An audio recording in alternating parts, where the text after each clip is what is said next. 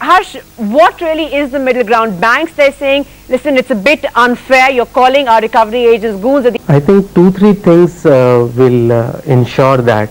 I think today the cost of default for a consumer is very low. In fact, the entire cost is probably borne by the bank, and it is an attempt to bring down that cost that we see these recovery procedures. If the cost of default by regulation is made higher, for example, one beginning has already been made, the credit bureau is already operational. So therefore, if the credit bureau information is widely available, people will think twice before defaulting because they have a cost to pay.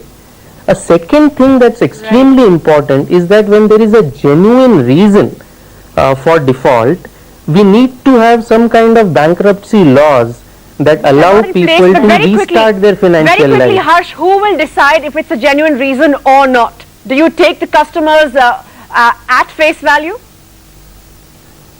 I think if the cost of default is high enough, only genuine people who have genuine reasons for default will choose the bankruptcy option, because the cost of default is so high that they would not like to be declared as a bankrupt. Now, do you see that after these tragic incidents, we are going to look at this again? Is loan recovery now going to be taken as seriously as perhaps it does deserve? I think it will be, and we will see a flip side before things become better.